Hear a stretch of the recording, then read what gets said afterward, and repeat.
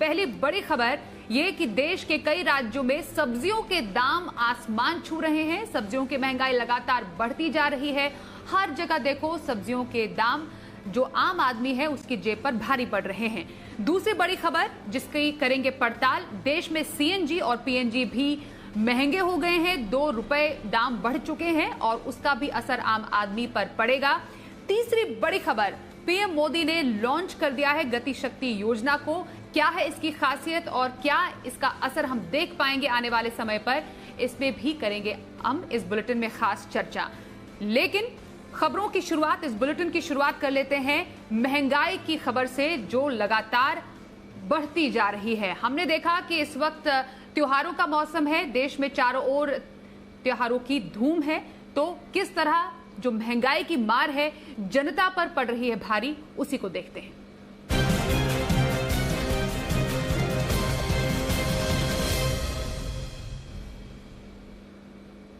तो त्योहारों का मौसम है, क्या होना चाहिए? खुशी होनी चाहिए चारों ओर, लेकिन जो लोग हैं, आम लोग हैं, उनके चेहरों पर है मायूसी, क्योंकि जो महंगाई है वो बढ़ती जा रही है। अब महंगाई डाय ने किस तरह लोगों का जीना मुहाल करके रखा है आपको बता दें।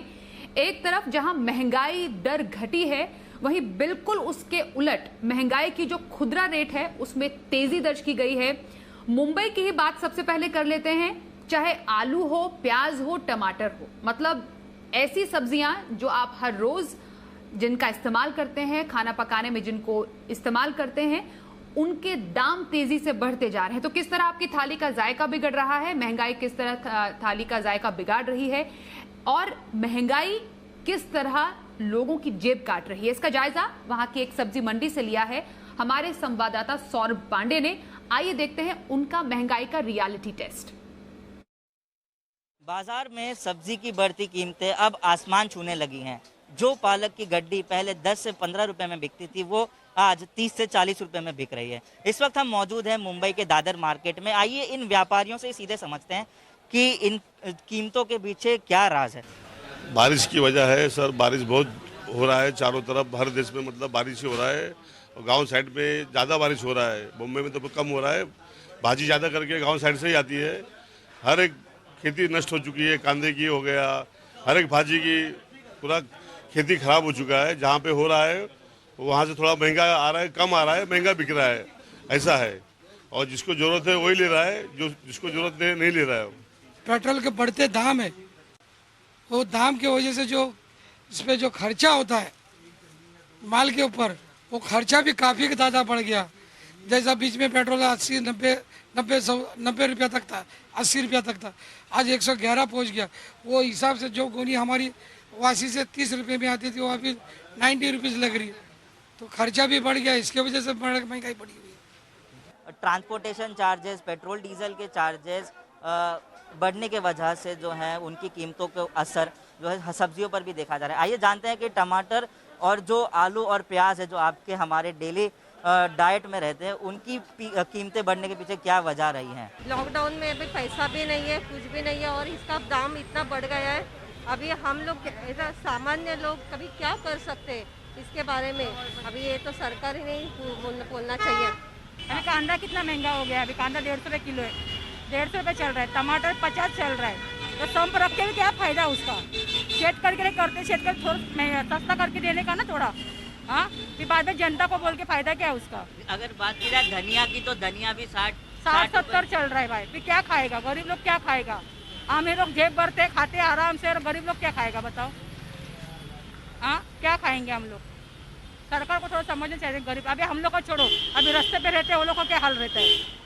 जिस तरह से आपने देखा कि सब्जी की बढ़ती कीमतों की वजह से ग्राहक और व्यापारी दोनों परेशान हैं, तो ग्राहकों का कहना है कि सरकार को बढ़ती कीमतों के पीछे ध्यान देना चाहिए और जल्द से जल्द उन्हें राहत देने की कोशिश करनी चाहिए। मुंबई से वीडियो जर्नलिस्ट आसिफ के साथ सौरभ पांडे, जी मीडिया। तो महंगाई से मुंबई तो हुई है बेहाल, अब दिल्ली में कैसा है बुरा हाल ये भी समझते हैं। यहां पर भी सब्जियों के दाम बिल्कुल वैसे ही आसमान छू रहे हैं। यहां पर सब्जियों की बढ़ती कीमतों का जायजा लिया है हमारे संवाददाता दानिश आनंद ने। तो दिल्ली का भी हाल देखिए। फेस्टिव सीजन के बीच में जहां एक तरफ बढ़ते हुए पेट्रोल, डीजल और गैस के दामों ने आम आदमी की बजट को हिलाया हुआ है, वहीं दूसरी तरफ अब बढ़ते हुए वेजिटेबल के दामों ने भी हर आम आदमी की किचन बजट को हिलाना शुरू कर दिया है। इस समय मैं मौजूद हूँ दिल्ली के मयूर विहार की फेज 1 की मार्केट में, जहाँ पर हर एक आम आदमी सब्जियां खरीदने यहाँ पर आता है। अगर सबसे पहले हम 15-20 दिनों पहले के प्राइस को आज के प्राइस से कंपेयर करें तो ये आंकड़े काफ़ी चौंकाने वाले हैं, क्योंकि सबसे पहले अगर मैं आपको प्याज के बारे में बताऊं, अभी प्याज जो है वो लगभग 60 से 80 रुपए किलो के बीच में बिक रहा है और यही 15 से 20 दिनों पहले ये 25 से 30 से 40 रुपए के करीब पर किलो बिक रहा था। उसी तरह टमाटर के दामों में भी एक भारी उछाल देखने को मिला है। जो टमाटर आज से 15-20 दिन पहले लगभग 30 से 40 रुपए किलो बिक रहे थे, फिलहाल ये 40-50 रुपए किलो बिक रहे हैं।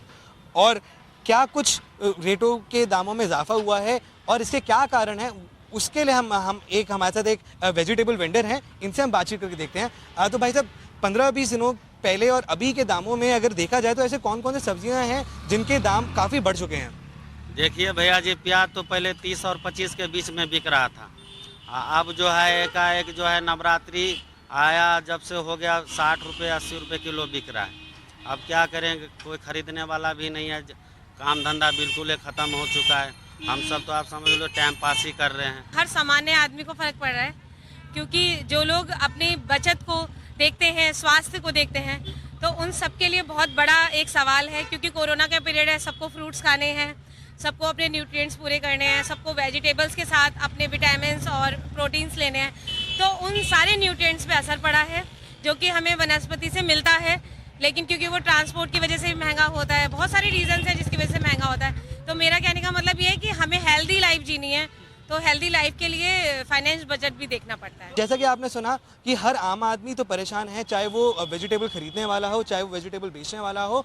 और करंटली आने वाले दिनों में यही अनुमान लगाया जा रहा है कि वेजिटेबल के जो दाम हैं, जो आम आदमी जो वेजिटेबल्स लेता है, वो अभी और बढ़ते हुए दिख सकते हैं, क्योंकि जो फ्यूल प्राइसेस हैं वो ऑल टाइम हाई पे चल रहे हैं और इनको वेजिटेबल्स को एक जगह से दूसरी जगह ट्रांसपोर्ट करने में भी गाड़ियों में ही उनको ट्रांसपोर्ट किया जाता है। तो कुल मिलाकर अगर देखा जाए तो हर एक आम आदमी के लिए स्थिति अभी काफ़ी एक तरह से हम कह सकते हैं गंभीर है और अनुमान यही लगाया जा रहा है कि आने वाले दिनों में कोई राहत नहीं मिलने वाली है। अब देखना यही होगा कि हर इस एक आम आदमी की प्रॉब्लम और समस्या को देखकर सरकार इन बढ़ते हुए वेजिटेबल प्राइसेस को कम करने के लिए क्या कदम उठाती है।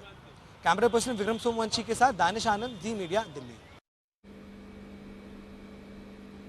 तो सब्जी के दाम तो आसमान छू रहे हैं, ये सब्जियां बनाएंगे किसमें? खाने के तेल में। तो वहां पर आपको थोड़ी बहुत राहत मिल सकती है आने वाले दिनों में।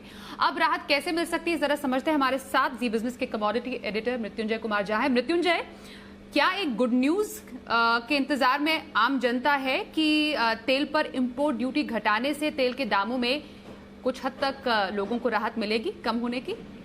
बिल्कुल बिल्कुल स्वाति, और ये बहुत बड़ी खबर है और अपने जो हमारे दर्शक इस वक्त हमें देख रहे हैं उनके लिए जानना बहुत जरूरी है कि सरकार ने बहुत बड़ा कदम उठाया है।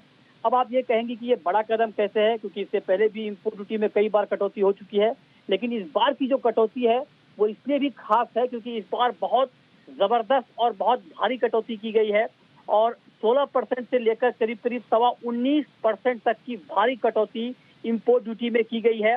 इसका अंदाजा आप इस बात से लगाएं कि जब ये खबर आई, जब इंपोर्ट ड्यूटी घटाने का फैसला हुआ, उसके बाद एक झटके में वायदा बाजार, जो कि एक इंडिकेटर होता है कि रिटेल में प्राइस कितना घटेगा, उसमें 6% दाम एक झटके में कम हो गए सोया तेल की, जिसकी ट्रेडिंग वायदा बाजार में इस वक्त होती है। तो बहुत तेज गिरावट आई है। जाहिर तौर पर इसका इम्पैक्ट रिटेल में कीमतों के ऊपर आएगा, लेकिन हाँ, जब ये खबर आई उसके बाद मैंने कई एक्सपर्ट से ये जानना चाहा कि इसका एक्चुअल इम्पैक्ट कंज्यूमर के ऊपर कितना पड़ेगा। तो इस पर एक्सपर्ट की राय थोड़ी सी अलग है। उनका कहना है कि चूंकि भारत में जो हम तेल की खपत है हमारे देश में, उसमें से 60% से ज्यादा हमारी डिपेंडेंसी इंपोर्ट के ऊपर है। लिहाजा जब यहाँ पर इंपोर्ट ड्यूटी में कमी होती है तो अंतर्राष्ट्रीय बाजार में दाम बढ़ जाते हैं, जिसका पूरा फायदा इंडियन कंज्यूमर को नहीं मिल पाता है। लेकिन हाँ, फिर भी ये इतनी बड़ी कटौती है कि जाहिर तौर पर एक ठीक ठाक राहत कंज्यूमर को त्योहारों के दौरान खाने के तेल की कीमतों में मिलेगी।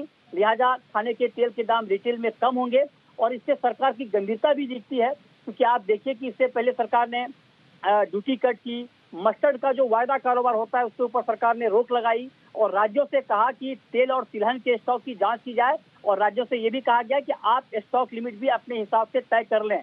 ताकि किसी भी सूरत में यहाँ से और तेल और तिलहन के दाम ना बढ़े। आपको ये बता दें स्वाति कि हमारे दर्शकों के लिए जानना जरूरी है कि एक साल में खाने के तेल के दाम 50% से ज्यादा बढ़ गए हैं और इसलिए सरकार को एक के बाद एक तमाम बड़े और कड़े कदम उठाने पड़ रहे हैं। जी बहुत शुक्रिया मृत्युंजय आपका। आपने त्योहार के सीजन में एक गुड न्यूज कम से कम महंगाई के इन तमाम खबरों के बीच दी है कि खाने के तेल के दाम काफी हद तक कुछ तो राहत लेकर आएंगे, जो दर्शक इस वक्त हमें देख रहे हैं। बहुत शुक्रिया हमसे बातचीत करने के लिए।